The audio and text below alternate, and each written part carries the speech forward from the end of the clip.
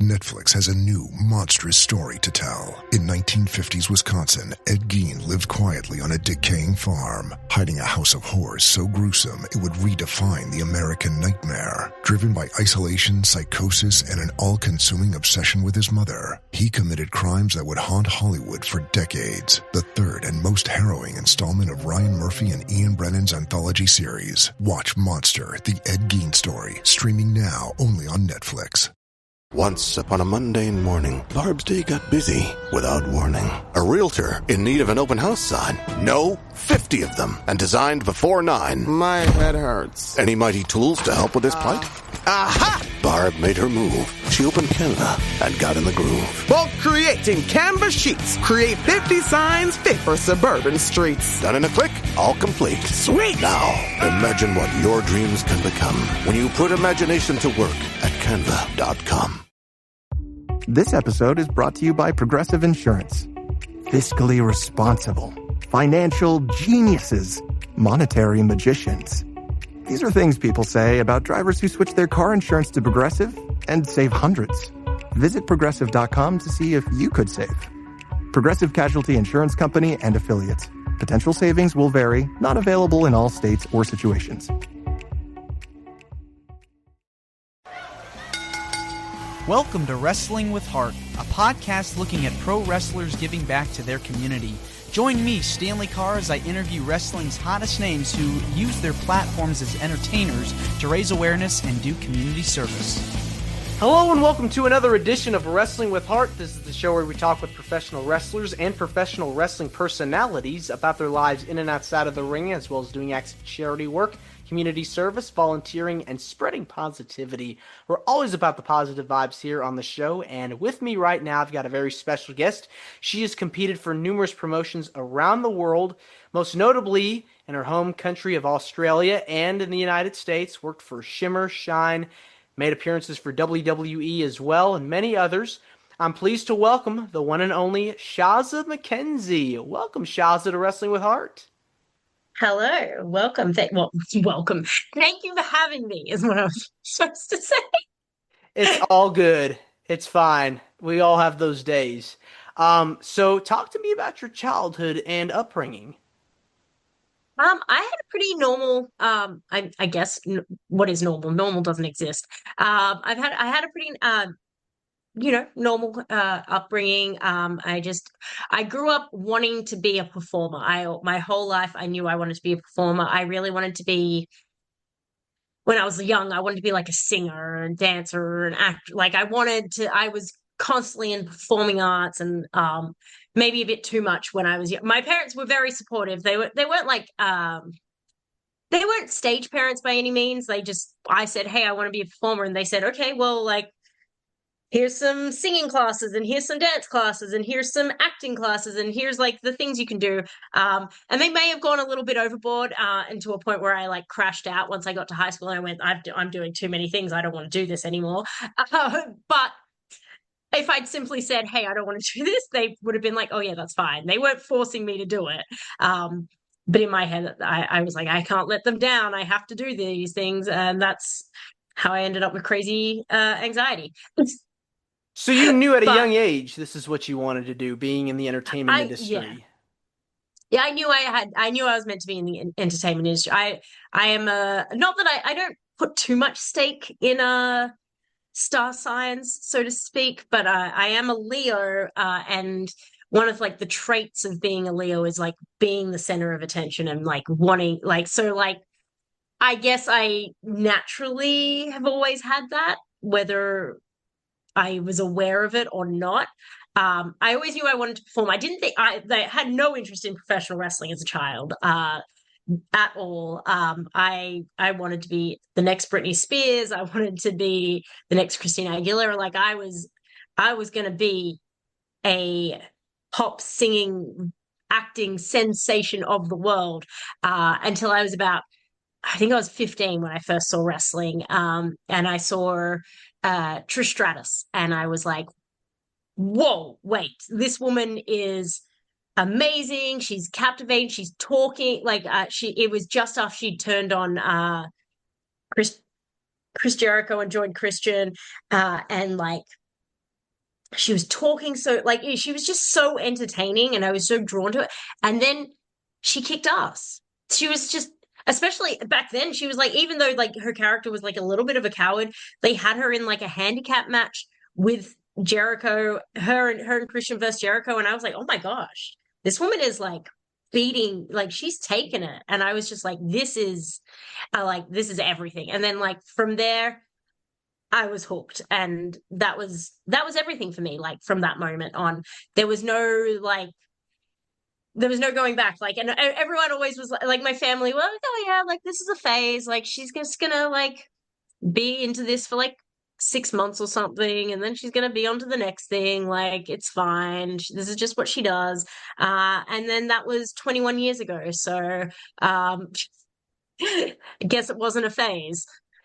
Yeah, I mean, back then, I mean, you had a real group of women that I feel like deserve to be recognized for their contributions in the business. You had Trish, you had Lita, you had Ivory, you had Jazz, Jacqueline, Victoria, Mickey James. So many women that I feel like were able to set the standard for what we see today in women's wrestling. And also, you had the divas as well. You had Tori and Stacy and Dawn Marie and Candice and a lot of different people that I feel like were able to show personality in addition to being able to go in the ring. And I feel like it's important to have like a mix of both because you want to have variety and have characters that I feel like you can connect to.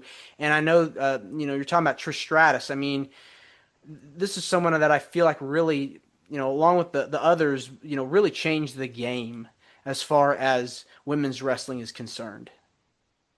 Oh, absolutely. I'm that whole generation well, honestly, every generation of women like uh has had to sort of like, and we're still trying to overcome this like boundary that like it's kind of like, well, yeah, you're good enough, but like you're not that good enough. And like, well, we gave you the main event of WrestleMania, so aren't you happy now? Like it's that like, we what more do you guys want? And it's like, we just kind of want to be seen as equals. And I think, and we're very much getting to that stage. Like, and it is still like, there's still points that need to be, I think, like improved. But like for the most part, wrestling as in general, overall, has like really embraced women and has started really putting the focus on the strong, confident, and like the empowerment of women, which even though those women back in like the early 2000s didn't have the same amount of screen time or whatever it is, the time that they did have, I know for me as a female fan watching wrestling in that time, they like if they were given 2 minutes, that 2 minutes connected.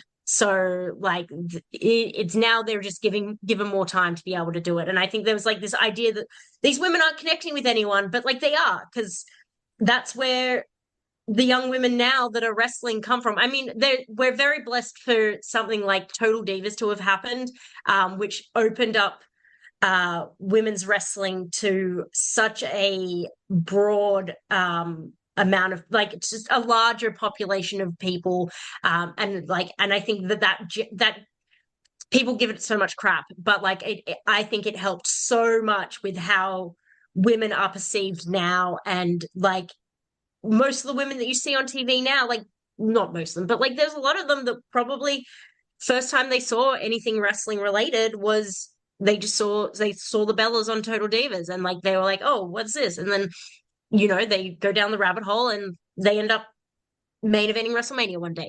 Like it's just it doesn't matter. Like there's so many different outlets of how people can get connected in with professional wrestling, and I think and I just think having strong women represented helps build confidence in more women to do this, but also just in more women to be confident in life and Hmm. in everything that they're doing. Because if Yeah. we have strong, confident female role models on TV, then we think we can, what we can be, not we think we can be strong, confident people in the world. Yeah, and so I feel like now there's just a huge market for women's wrestling because in all companies you're just seeing it skyrocket with WWE, AEW, TNA, and many others. I mean, really have incredible women's divisions and incredible talents involved in those divisions. Let's get to your story. So you really got involved watching when Trish was on and the Divas era, so to speak. When did you know right then and there you wanted to be a wrestler? Oh yeah, I mean, so I didn't think I could be. I thought I didn't do. I was an entertainer growing up, but I wasn't an athlete growing up. So Hmm. I didn't really play any sports. Like I played a little bit of basketball, a little bit of this, that, but I never was like the athlete. So I didn't think I'd be. I wanted to be, but I was like, oh well, maybe I can be like a manager or a valet or something like that. But like I knew I needed to be in the industry. So I was 15 when I started watching wrestling. And which was at the start of 2004, and then by the end of 2004, I dropped out of high school because I said I'm going to be a professional wrestler. Uh, don't do that. That was bad. But I mean, it's fine. I'm fine. But I basically I read every book and documentary and everything that said, "Hey, have a backup plan, get an education. Like this isn't a good idea." And I said, "I'm the exception," but I wasn't the exception. So, but I dropped out, and then because my plan, I was going to drop out, I was going to get a job, and I was going to save up all this money, and then I was going to fly to America and learn to be a wrestler. But then I was 16 and I had a full-time job, and I had money as a 16-year-old. So the saving part didn't happen. Uh, and then eventually, when I was like 19, I finally went, oh, okay, I guess I should just go to the local school that's an hour away from me and not save up all this money to fly to the other side of the world just to learn to wrestle when I could just do it here in Australia. It takes a lot of dedication to want to be in the business and sacrifices. And I am sure when you're learning how to wrestle and train, it can hurt. Taking Oh, those bumps, they are hard, when you fall down uh, on that mat. So tell me about your experiences with training. so I was very blessed. I trained at a school in Australia where they kind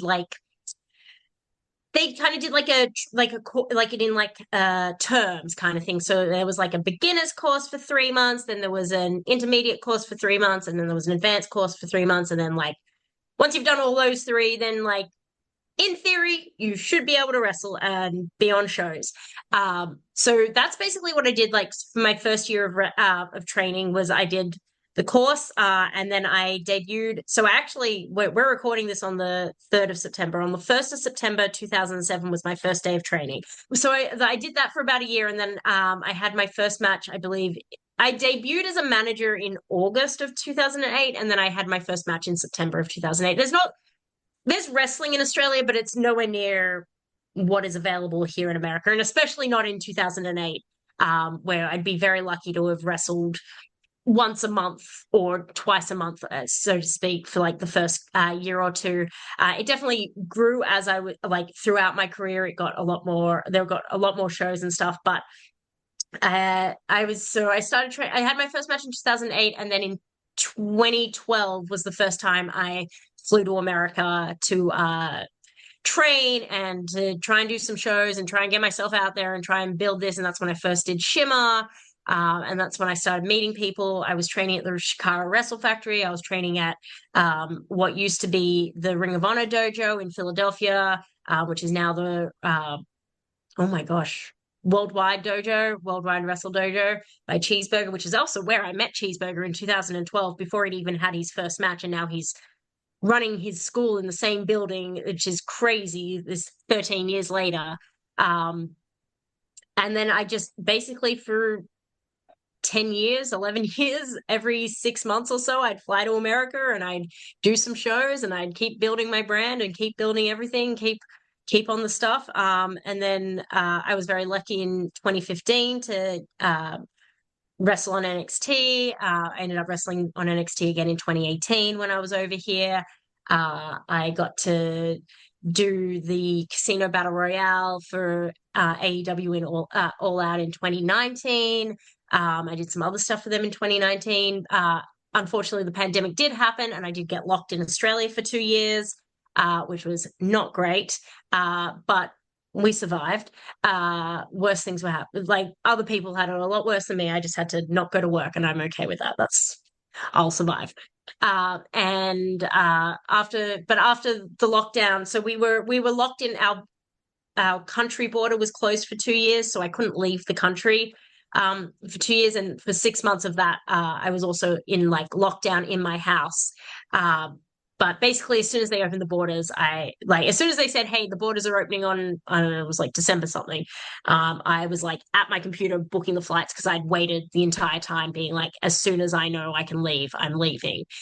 So I booked the flights, and I did a 3-month stint in 2022. 2020, not 2000, yeah, 2022. I don't know words. I did like a 3-month little tour in 2022 after the borders reopened, and which was meant to be like a last hurrah, like, okay, like just like get it out of your system. You've been locked in Australia for 2 years, have your fun, go back, be a regular person. Like it's all over. Except I did that and I went, oh my God, I need to find a way to move to America. So then I came back from that tour and I essentially threw away my entire life and moved to America. And you're still And now going I'm strong. Yeah. You're able to, and now I'm here. yeah. I mean, you're doing incredible on the independent circuit, wrestling around the country, putting the work in, putting the reps in, getting your experience. Any pieces of advice that your trainers taught you early on that you've applied to today that you can recall? I think so. One of the best advice that I ever got wasn't even from wrestling. It was from a manager at like a job that I had at a gym where I was learning how to do sales for the first time. And they said, fake it till you make it. And I'm sure we've all heard that, but they like really like explained it. They were like, hey, like none of us know what we're doing, but you just have to be confident. And I think it's the best. Like it applies to wrestling, but it just applies to life. Like it is so like we go into these situations, especially because in wrestling you get like if once you get to a higher level, you're in these situations where you're like, what am I doing here? I do not belong in a room with these people. But like everyone's thinking that. I mean, maybe not everyone. Triple H is probably not thinking that, but for the most part, you're like we all think that everyone feels like they belong, but we all have this imposter syndrome and we're all trying to like just feel normal. So we're all faking it. So just fake it. Everyone else is faking it. No one really knows what we're doing in life and anything. And I think that's just been the one thing that has like gotten me through things. And I think it's also like the general rule of like the people you see on the way up and the same people you see on the way down. And I think that is just such invaluable advice that so many people don't take. Because so many opportunities that I've gotten in my career in wrestling, and while I train really hard, and I spent 15 years I was at school every week, even when I didn't want to be training and doing drills, and now I'm over here and I'm helping coach at the Dreamwave Pro Wrestling Academy, and so I'm still in the ring regularly training as well as doing my shows, but like the like most important thing is like everything that I've gotten in wrestling has just simply been because like I had a pleasant interaction with someone, and at some point that person has then gotten to a higher position and has been able to be like, oh, well, what about Shaz? Like, and like that, like it's and like wrestling is part of it, but so much of this is just the impression that you leave on people, because there's hundreds of thousands of wrestlers now, especially now there's hundreds of thousands of us out here on the independent scene. And so you need to be able to figure out what impression you can leave on someone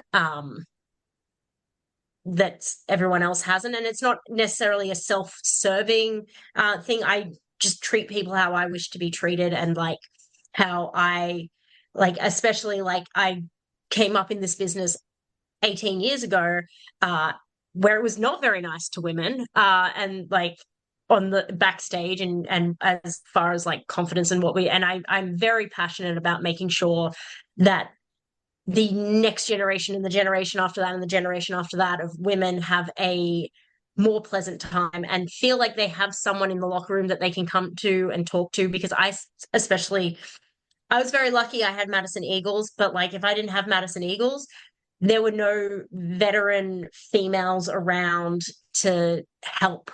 I think that that's such it's an honor to be able to be in that position now, to like be there for people and to even if it's just to listen to them about their problems, whatever it is. Like I'm glad that I get to be in that role now. You always want to have such a welcoming environment and invite people in and make them feel at home and at ease and comfort them if there's anything that goes on, you know. And I think that's incredible that you've been able to take on that role and help the next generation out, because pro wrestling, you know, it really is a circle of it goes around, and you know it changes. You know, everything comes in waves. It goes up and down, and so we want to see You the could be up business here one continue. day, you could be down here the next day. So you gotta like, there's no reason if you're up here to be mean to the people down here, because you could be down here next day, and the people down here, there's no reason for them to not like you. Why are we treating this person like they're some god? Because they're just a person. Like we're all just humans. Some of us make a little bit more money than others, but we're all at the end of the day, we're all here. And I'm very passionate about that. Yeah, that's amazing. And I think it's cool that you're able to train the next generation of wrestlers. Let's talk about how you kind of got into that role. So I began training, coaching in Australia in about, I want to say in 2017, was when I started working as a coach at the Pro Wrestling Academy in Australia. And it took me a while to feel confident in what I like. I think like I have a lot of like, oh, well, I'm just a girl and I don't really know what I'm saying. And like all these other people are so much more athletic than me. And that's the imposter syndrome.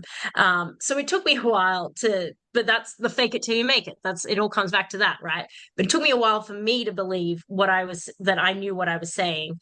And I mean, I still have moments now when I'm coaching. I've been very lucky that Dreamwave, they opened up their school in Peru, Illinois, over the summer.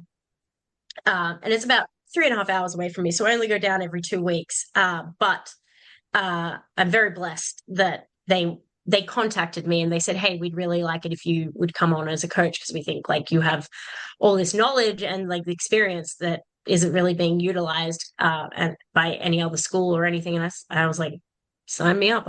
I love being able to roll around in the ring, but two, I love the experience of watching someone like click, like watching it click in their head as they like figure it out, and then they go, oh, and I'm like, oh my gosh, selfishly, it's a very good feeling for me. I go, I did that, me, but I'm also very happy for them. But I'm like, I said words, and the words resonated, and now they are doing the thing that I said. And then yeah, I really do enjoy it. And there's these kids at Dreamwave, they've been training for like 2 months and they're getting so good already. It's crazy. And I'm very blessed that I've got this opportunity and this experience. Yeah, and so I'm sure you get students that come to you all the time, and you're like, wow, you know, they're like, wow, you really helped me out here today. You know, I want to keep doing this. I want to get better. I mean, I'm sure you get those interactions. Yes, and I never believe them. But they're always like, "Oh, thank you so much for coming today." And I said, "It's okay. You can tell me you didn't learn anything and you don't want me to come back. You don't have to lie to me." But that imposter syndrome. So, I mean, you've had so many matches over the years, wrestled a lot of different opponents.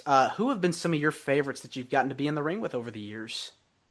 my absolute favorite opponents are my back in Australia, my trainer, Madison Eagles, and then Charlie Evans and Jessica Troy, because it was kind of like Madison was our mom, and then I was there, and I was kind of big sister, and then they came up through, like, they started, I think it was like 2014, and then now they're at the top of the game, and it's just been so cool to watch them grow and progress as wrestlers, and I love working with them. I mean, they're my best friends, so it's easy, and I love it. So I'll always wrestle. Jessica Troy, Charlie Evans, and Madison Eagles if they ever want to wrestle. In America, I've been very blessed to wrestle with Lainey Luck a lot, who's become one of my best friends, and I love that we just kind of have the same like mind for wrestling. She's so much more talented than I could ever be. She's so athletic. She's so smart. She's so good. She's so strong. And I wish I could be her, but I can't. So I will just admire her, and I will wrestle her, and we'll have fun matches when we do wrestle. Yeah, I mean, it's always good to have those opponents you have chemistry with, because you know each other's styles, and they work well, and you constantly, you're on the road with them, and you feel comfortable at the end of the night, and you can go and get ready for the next match. So having that opportunity, I mean, it just puts your mind at ease. It's just like Wrestling your friends is it's so much easier than, I mean, not that I mean, you can have you just have better like, not better chemistry. There's just like this, like, guard is down, and you're just like it's cool. Like, it's my friend. They'll know what I'm going to do. If I forget what I'm going to do, they're going to know the look on my face that says she doesn't know what she's doing. They're like, it's just a different type of thing. I yeah. love it. Now, you had mentioned earlier you made some appearances with WWE and AEW, getting to wrestle for NXT and at All Out in 2019. Talk to me about those experiences. So they were crazy. The first time that I did NXT, I was literally, it was 2015, so it was just after the Iconics had just been signed to NXT at the time, I think, and it was the first time I'd been to America since they'd been signed. And I was staying in Florida for some wrestling while I was there, and we had intended to go to NXT because I wanted to watch the Cassie and Jesse's first, like, the first time I could watch them in NXT and in NXT essentially. And then basically the day before, I just got a call saying, "Hey, they want you there tomorrow at 1 p.m." And I said, "They want me where? Where do they want me? I'm just minding my own business over here." And then they said they want you like at Full Sail. I said, "Okay, let's figure out what we have that we can possibly wear."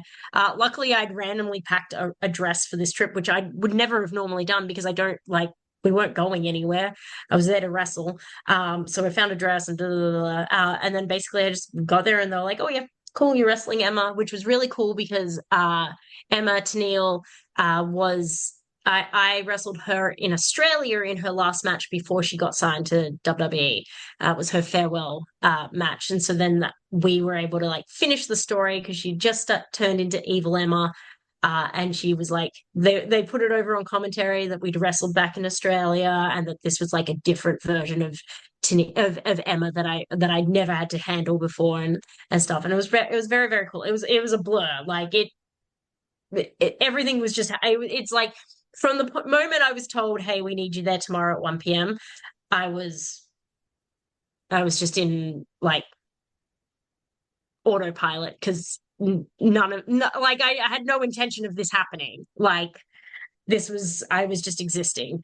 And that was the first time I ever thought, even like, oh, because you have to also keep in mind that they didn't hire wrestlers at the time. Like, this is very much like before the big boom. This is before the Mae Young Classic. This is before like The women's revolution wrestlling really started yeah, taking exactly. off. Yeah, Right. Like, so like there was no thought in my brain that women that I would ever work for WWE. Like, that had never truly had never crossed my mind because it's just not on the cards. They hire models, they hire athletes, they're certainly not hiring some random girl from Australia. So I had very much like, especially they'd also just hired Jess and Cass, and like, they don't need, how many Aussies do you need? Apparently a lot of them. But that was like the first time that I was like, okay, maybe I can do this. And so like then I started like really focusing on like I guess trying to get signed as it is. And I ended up having a tryout in 2016. And then there was talk about the Mae Young Classic in 2017. And then I ended up doing NXT again in 2018. And I was just doing a lot of traveling around that time, 2017, 2018, 2019. And then I ended up wrestling Brandy Rhodes at the end of 2018 in Australia. And this was before AEW had been announced and everything like that. And then after the match, Brandy and Cody pulled me aside and they said, oh, hey, so you probably heard some rumors on the internet, but like this thing's actually going to happen. And like we think it might, like this is going to be a real thing. And so like hopefully we can get you over for this and like all that. So then I just stayed in contact. And then when All Out came around, it was about 2 weeks out. They said, hey, you available? I said, you know it. And then then I had my flights and I got some gear made real quick. And I said, I'm on my way. And flew in, flew 24 hours, did my little 30 seconds, I think I was in the ring, but became a meme, and then did some StarCast signing the next day, and then went on home, went back to my office job. I mean, you're getting that exposure though. So when you're it was amazing. Yeah, I mean, it seems like it's an incredible experience, being on television, your friends and family are watching, being seen across the world. Describe the feeling of being on television, in front of all these people. I think one of the things that I really like tried to do, especially at All Out, because we were kind of walking down the ramp as opposed to like doing an entrance, because we were all kind of coming out in like our little lots, is I remember like someone being like, hey, just like make sure you like look around or whatever, because like I think there would have been like 14,000-ish people there. So I was like, this is most likely the largest crowd I will ever perform in front of. So I very much remember like as I was walking, just actually like looking around and being like, oh yeah, I'm here. And like it was like this feeling of like, well, like no matter what happens, like I've made it. I've done so much more than I could ever possibly thought of doing. And I'm here and I'm doing it. So that's cool, right? Like and that's just that was the feeling. I was just like, this is cool. I'm so content. And then, of course, once the content feeling wears off, you become hungry for more. And it's just a vicious cycle. And that's what life as a professional wrestler. Have you thought about having some sort of extended run with one of the big promotions? Has anybody approached you with? I mean, I would love to an extended run. I think had the pandemic not happened, things would have gone a little bit differently for me. But I also don't like. I'm also very much like whatever was meant to happen was meant to happen, and I'm where I'm meant to be, whether this is where I envisioned I would be or not. Like, I know now at my age and at my tenure in wrestling, it's probably unlikely, which I'm so very okay with. I would love to, something I'd really love to do would be to like be, me and Lainey have started a tag team. So if we could wrestle for TNA for the knockout titles, the tag titles, that would be amazing. That's like probably one of my top goals or dreams right now, to be able to do this with my best friend would be freaking cool. But I'm very content. Like I've done, it's been 18 years. I've wrestled across 9 different countries. I've covered 34 states of America. Like I'm okay. Like I'm very happy and blessed that I'm just blessed I get to keep doing this. Like that's the core of it for me. I'm so happy that I am healthy enough that my body is allowing me to continue to do this. And I just want to do it until my body says, hey, you can't do this anymore. And I go, okay, that's fair. Outside of the US and Australia, what have been some of your favorite places that you've gotten to wrestle in over the years? I just did Japan last year, and Japan was like the most amazing place. Like I'd love to just go to Japan for a vacation. I mean, I love wrestling there as well, but like I just think it's such an amazing country, and the culture and the food and everything there. I would love to be able to go back to Japan just to visit. Gosh, I would love to see more of like Europe. That like I've gone to wrestle in the UK and I've wrestled in Germany, but I see people traveling to all these random countries in Europe, and I'm like, oh my gosh, I could wrestle in these random countries. But then I'm like, oh, that's a lot of travel. I'd be so sleepy. Maybe when I was 27, but I'm 37 now, so I'm a bit sleepy. Travel takes a little bit more out of me now. But maybe like it would be nice to get to 10 countries and 35 states would be but I'm also not that stressed if I don't. When you go to all these different places, you meet different people and you see different cultures, and I love it's really it's an amazing feeling to get to go get these different experiences.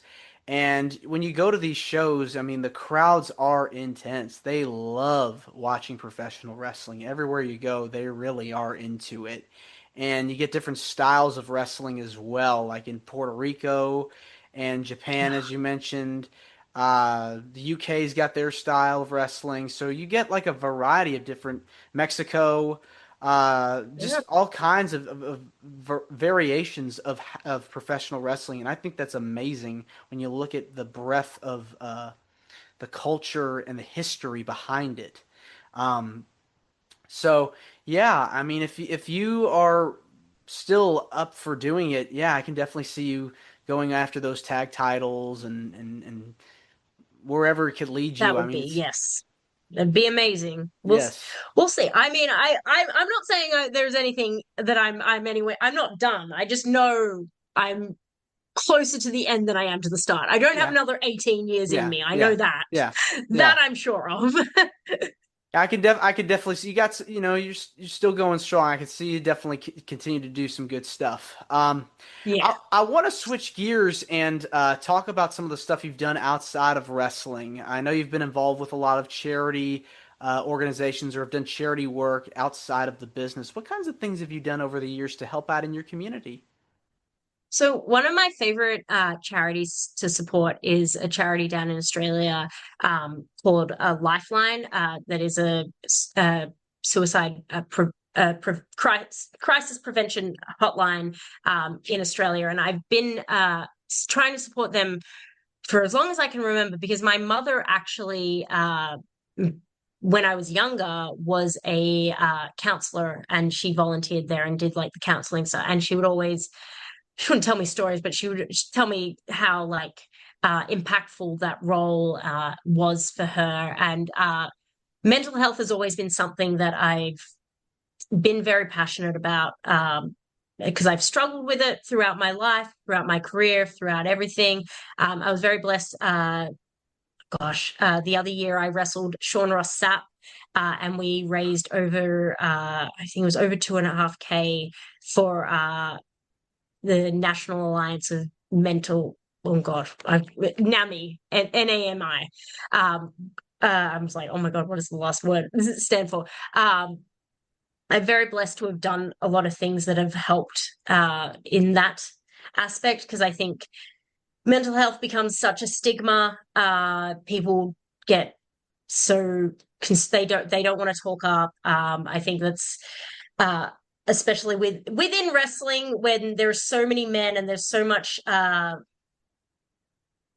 don't know, I don't want to say toxic masculinity, but like a little bit of toxic masculinity and this inability to be vulnerable and acknowledge like the struggles that they're going through. Having places that are like crisis hotlines and places that people can reach out to so that they can and get the help that they need, and because maybe they're not ready to talk to their mate, but they might be ready to talk to someone on the phone. And these hotlines are so important, and they're all volunteers, and it's just helps people have a place to reach out and discuss their feelings. Because in wrestling, I've known too many people, and I've seen too many people lose their battle, especially because what we do does affect our brains. And like we, as safe as we attempt to be, we are getting hit in the head. We are, you know, not doing good stuff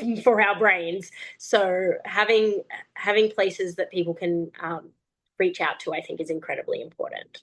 Yeah, I mean, you just never know what somebody's going through, and being there for someone, if they're struggling, if they're going through a hard time in their life, it really means the world. We've lost so many people over the years that I feel like to suicide, that should never have even we shouldn't even have thought of even losing them in the first place. It's tragic.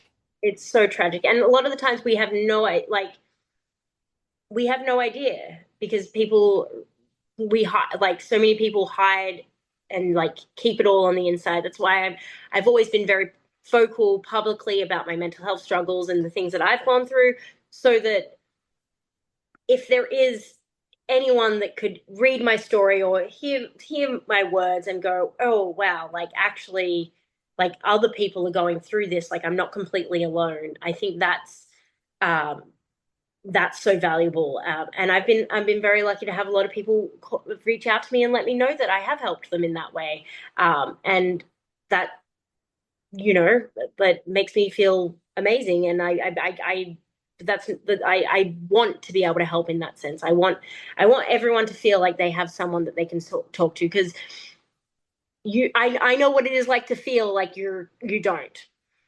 Right. And it can be hard, to get those feelings out over time, because you just never know who may be out there, who may be, who you're talking to, and how they'd respond to it. Um, we don't need to necessarily get into all the details, but as someone that's, for someone that's gone through, that has been through a lot of mental health struggles, everybody's got their like go-to, to take their mind off of things. Some people it's music, some people it's hiking, some people it could be going to the gym. What are some things that you do to take the load off, get the stress off?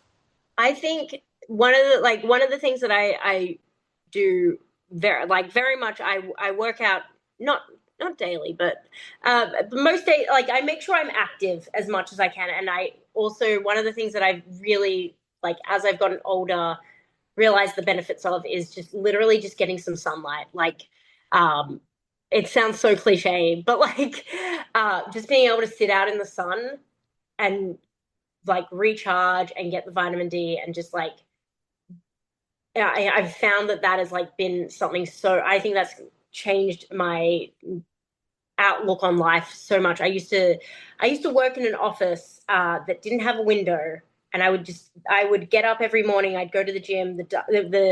It would still be dark outside when I went to the gym. I'd go to work. Straight from there, I would sit in my office with no sunlight, and then I'd get home and I'd be depressed. And I'd be like, I wonder why I'm depressed.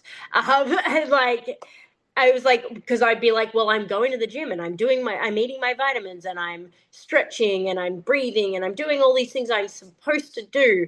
But I don't think I realized until much later how much damage having a lack of sunlight was doing to my mental health. And like, it's not a miracle drug. I mean, I take antidepressants. I go to therapy. I do a lot of the actual medically diagnosed things, but like getting some sunlight, very helpful, very, very delightful. And I'm so glad that I've incorporated that into my daily life now that I'm older. Yeah, it's always those things that you find that work for you and that you're passionate about, so that you can feel good. And then if somebody else is going through something, you can help them through whatever problems that they're going through. What is it about giving back to the community that gives you the most joy? I mean, I can't imagine anyone not enjoying helping people. I guess like acts of service is like is it a love language? I don't know. Like, but it's like just a language that I speak, right? Like, there is just so much joy knowing that you've helped someone in any way, shape, or form, and it's not necessarily that you do these things knowing that you've helped someone or wanting this gratification that you've helped someone. But like you, when you are able to see that you've helped someone, like that feels amazing. But it is more about them benefiting from whatever you're doing, or however you're able to assist and give and help and support, and being able, even whether it's simply just being able to tell people your story, or there are so many ways you can help people, especially when it comes to mental health these days. There are so many organizations, there's so many places for people to reach out. It doesn't necessarily have to be like monetary donations and all these things. There are ways you can help, and just even if it's just being a listening ear for people to talk to, whether it's your friend, your mom, your dad, your sister, your brother, your son, your daughter, just making sure that people know that they have people they can go to. And I think that being able to be someone that people feel trusted and safe with is an amazing feeling. And I hope everyone feels it. Yeah, I mean, we're all trying to help each other out as much as possible, and if we can help people that are going through something that they've been struggling with, I think it really can make a difference. I really do believe that.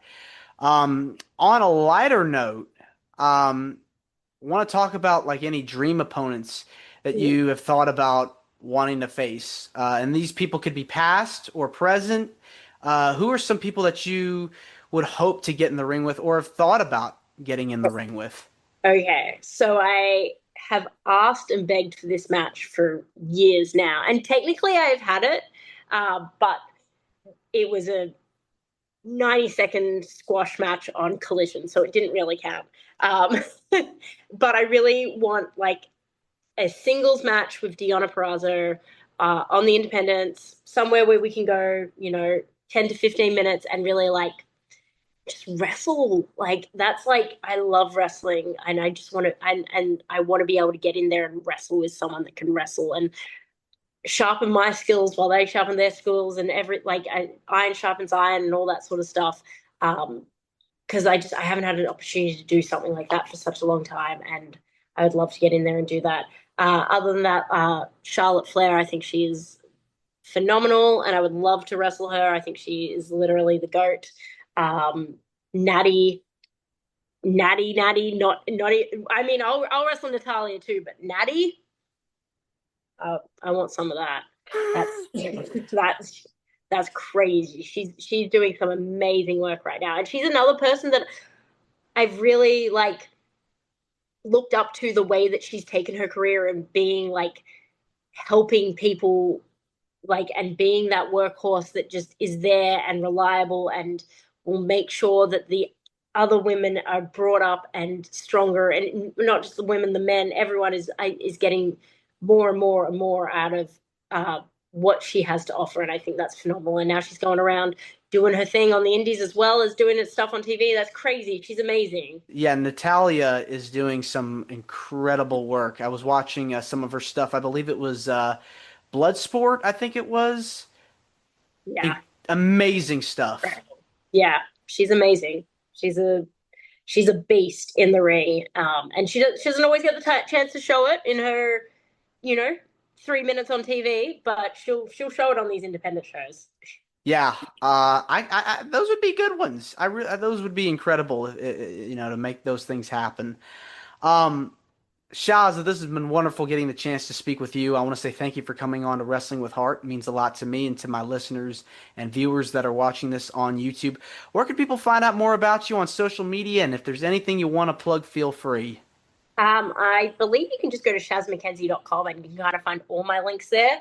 But on Twitter and on Instagram, it's at Shazza_McKenzie. But then all my merch store and content sites and everything like that, you can just go to shazzmckenzie.com and it's all there.